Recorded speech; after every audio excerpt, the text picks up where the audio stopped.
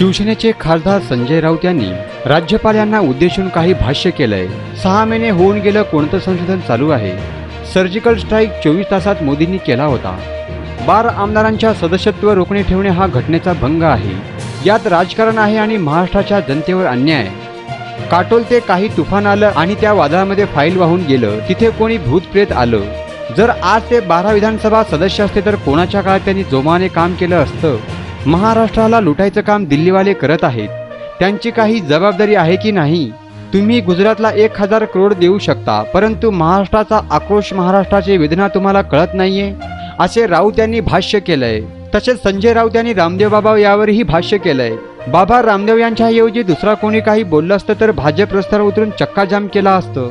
याचबरोबर राऊत यांनी नाना पटोले यांच्यावरही भाष्य केलंय। याचबरोबर राऊत यांनी नाना पटोलेवर बोलताना नाना पटोले यांना अशी शंका का यावी, हे सरकार एकमेकांच्या मदतीने चालत आहे, अशा अनेक नेत्यावर शिवसेनेचे संजय राऊत यांनी भाष्य केलंय।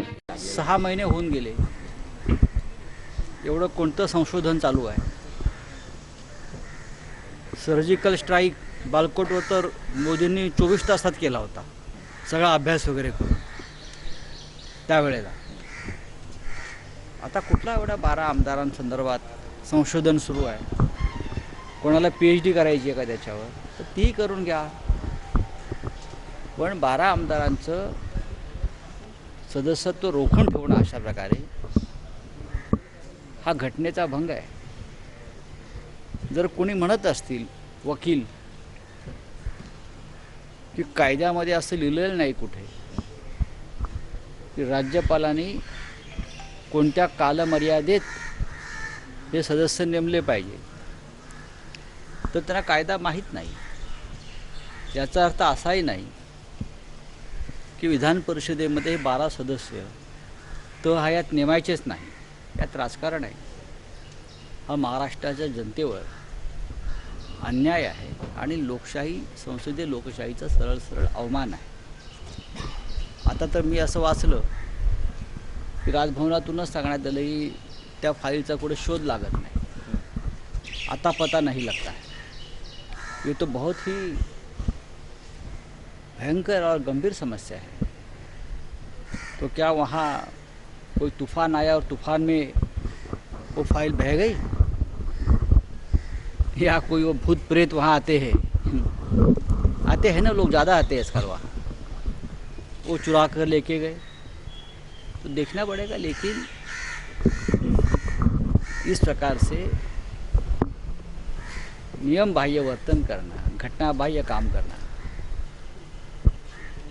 महत्वपूर्ण पदों पर बैठे हुए व्यक्ति को शोभा नहीं देता। अगर ये 12 सदस्य आज होते, उनको नियुक्त किया होता, तो ये सब वो जो सब विधायक है, विधायक बनते थे, वो आज कोरोना के संकट में महाराष्ट्र में बहुत ज़ोर से काम को लगते, मुख्यमंत्री जी को सहायता होती काम करने में। लेकिन राजनीति के चलते 12 सदस्यों की नियुक्ति रोक दी गई है। अब तो हाईकोर्ट ने सवाल पूछा है, फाइल कहाँ है? हाईकोर्ट ने सवाल पूछा है, तो हाईकोर्ट को जवाब देना पड़ेगा।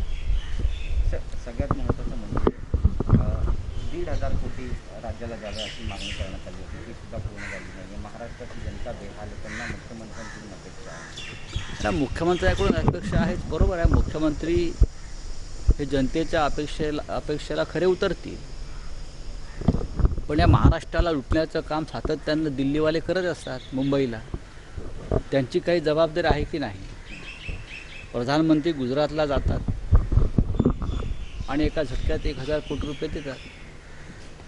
बाजूला महाराष्ट्र आहे, जुळं भावंड गुजरातचंच, किंवा गुजरात जुळं भावंड आहे महाराष्ट्राचं, गोवा जुळं भावंड आहे महाराष्ट्राचं। महाराष्ट्राला काही नाही, गोव्याला काही नाही, म्हणजे इथल्या लोकांनी आमच्या तडफडून मरायचं का? तुम्हाला मजा वाटते? हे एक प्रकारचं निर्घृण कृत्य आहे। तो महाराष्ट्र में नुकसान हुआ है, मुआवजे की बात करेंगे?